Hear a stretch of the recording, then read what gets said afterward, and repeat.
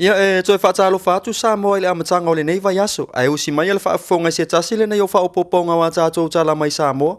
Mai le tautua le loa pei mo le nei aso ngafua. Se fulu ma le fitu o ke topalua afe lua se fulu ma le lua. Ia tātou tala to mua. I le tala ai o tua oi whaavao malo a Samoa ia au kuso i le tausanga le nei. Ua whaailoa mai ai le pūlenga ua fu mataulanga. Le toia fea ai o le atunu ui wa ameri te tele mai atunu ui fafu. Ta ua se ripoti a se tasi ofisa whaasara lau. O le wa ameri mua lea o le a fea le atunu o le MS Westerdam mai Amerika. Mai wha maunga o le wa lea na fea kona i Hawaii o na malanga sa o mai lea mo Samoa. A e tu ualo tātou atunu o na whai malanga lea mo Fiti. O le nei wa ameli, e a fea tolu se lau iwa se furulua le au whai o le pase se o malanga mai ai. E au fiai ma le au waa. O lo fuafua le nei wa ameli, e tau nuu mai ilo tātou wafu i le aso atai au. O le PPE, o le paanga a lea waa, meli i tonu o Samoa. O le taimi mua le nei, ua toi a fea ai Samoa e se wa ameli. Talu mai le tolu tausanga, tanu ona le toi a fea Samoa e se wa ameli. Ona o tapu, o le polo a inga o whaalawe lave tutupu whaafua se i o le COVID se fulu ma le iwa. Ma ua whailoa fo i le pule sili. Le e tolu wa ameli, ua fuafua e a fea le wafu i mata utu, i le maasina le nei o ke topa. Ma o nei wa ameli, o le a taula i le wafu. Wa lewa ona sa ilia mai o so lātou wawanoa, a o le i tāpu nia tātou i le COVID se fulu ma le iwa. O le afiso soani fo i le atu nuu, mai o nei meli e mau waise le ni mo ati na ena o le tamau a inga o le atu nuu. E au fiai, le au fai ta avale la iti, tour operators, fale tali malo, fale ainga, ma fale pasi. E o fo ia i lātou e whaataua lātou mea tau lima. Na whaalia e so alo, o nisi ia o i lātou e manuia mai lava i neiva a meli. O le ama whai foi, o na whaatino uma vaenga uma i siaki whaafo mai, e pei o na masani ai, e au fiai siaki whaafo mai pele o maua i le fiva, ma isi ngase tu ngā.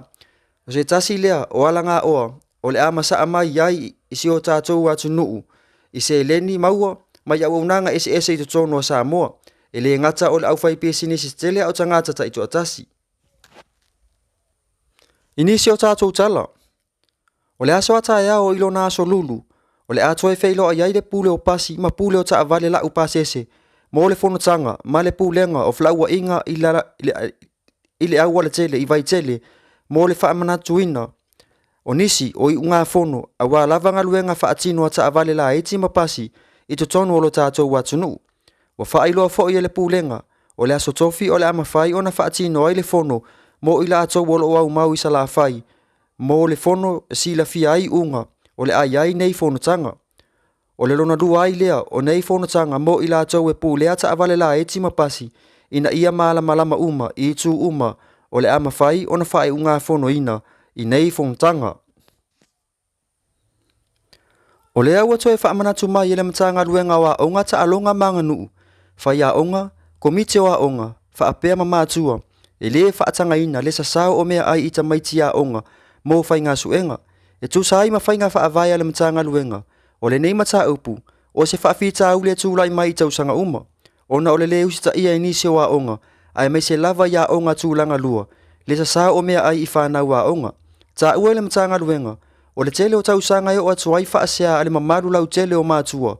Ona o le mamafa o sa onga e tu uina i whanau. E le ngata i mātua o lo o sue ala tau whanau. Ai whapena fo i mātua, e le o sue ala tau whanau. Pei tai o nisi o pule nuu ma komiti. Na mawhai o na tala no atu i ai tala fou. E le o mawhai o na whailoa suafa. O lo la tau whailoa ai. E mafua o na whaia le atu langa. Ona o le tū lava, lea ma leanga nuu whaasa moa o le tali malo.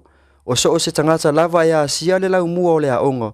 O lona winga, e tatau o na tali le leia. Awa o le malo whaarolangia a le aonga a toa. E le o se taimi mua le nei, ua whaamanatu mai ai le ofisa wa aonga. Ina ia tau fia le sa sao o mea ai matupe mo tali ngā suenga. Ua whailoa foi, e tatau i le au whai suenga, o na tau mawha se iputi i le tae au. Ma ave se mea ai mo le auli, ma o lo totongi foi e le malo, a ele o le whaatali i se isi tūlanga. Ia e whai wats foi a tātou pūle tinyo le nei yaso. Inisi o to tonga o saunoanga mai le afionga i le tai o le tuolo anga ia le malo. Le sunga ya tuila e pa doctor sa ilele mali ele ngoi. Ele termina whangasolo ia ngā ruenga mātou committee a leo o tua whātu tope mātou committee o tupe au leo o toe whanga e le committee leo mātou e umal temi o leo sa red kātai maua Bala ia leo mawhiwhi a fwoi Vaile masao e le tulanga o le whatalanoa ina fwoi o li poti o tala tupe e ale tato malore la ma te talanoa ina nei le ia tala tupe o le luate ma luasfulu o topa e wha mele wa uma na nuinga le lipoti a le sotusi mo le tau sanga lua fe luasfulu ia o le masina nei whaingo le masina nei mai ai on tuinatu mo le sueina ia tala tupe o le luafe luasfulu luafe luputasi o te sema mai ai ona sue tala tupe luafe luputasi luafe lupulua ia mtoele lupulua luputolu o whangasolo nei lo novemba up to date ia le ngā luenga o le sueina o tusi o tala tupe lua i toa i ngā tala tupe tanga luenga ia whapewoi ma tala tupe whalaputonga tumaoti whalaputonga ia ale malo e mese lavo mo meo kampani e whai lasi lave o suanga tupe a mene o kampani ona e pule lava kampani po whalaputonga e whai si lave ia a o le tulanga mtanga luenga ia o le tele a o lato tupe whaalo lo monitor mai e mtanga luenga tupe wa ese ne yaso ua televave le suenga tusi ka whatu se teimena whatu a veaya o mo minsta tupe te mai atu whatasi a tausanga sa o marue wha minsta tupe ma teimi fo sa minsta tupe a veluai ala te pare mea tu se suvan tausanga na veaya mo minsta tupe ma o matawina i pēr ia tulanga masani ia sa mai na matanga e teimi fo to titi tato au whengarwa le pēr sa nau to lima nei ai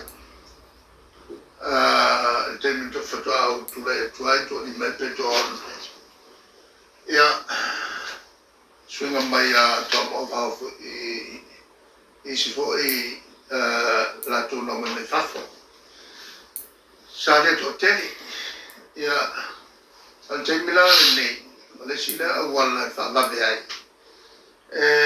o le fa to tele la fenga luenga ia ma to tele la fenga luenga ale official resultusi e masters i le accounting bachelors fast food la fai o lato sul fetu e qualify di tulanga o le me vuole o kika fa forensic sul fetu la fa ia malto ono mai tua company mai tua o lo ia le partnership le va o le tato officer sotusi ma company te tele i mai tua e fai ma au mai fo tono il malo e lango la tutte fai le su enormi sotusi ia e umano to e fo e quale o il mtanga luenga sotusi la to sia kia uma ina ia wane ia ise me fale ton o le tulanga la nai la o te ma forensic auditors for o man from Talenatu Momoa e whatu a whaanga le vanga lea pe a whapea. Ua iai se morianga. None whapitoa whamami ai se morianga e lo fisole lea ma lo whaanga pea. La tongia e mesia mo su enga fo ile le tau marijuana la tau o so tu la fono.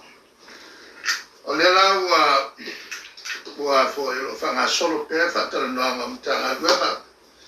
Ave fo ile whamalo i la tau fo i ngā luenga lo whatino. Whatua mwhaiala o na whawhongwhonga fo i li poti. E le teimi e whono i palmene o te nilo whangatoi ngā luenga na. E afuai o na pupu teimi tātou te whiro e linia o kia. Ma fo i ma o toe liwa tuai. Nā alpawanga o ngā luenga i kousi la whila e whaia e le mwhai o na o ta o tua ni me whapea o matuta noe na mga sa. Se ko whanonga iai. E le teimi e teipola i le li poti tuton. Ian whatu am whailole am tala noa mta upu male ale whapea na. O leo o la pata i atua o tau.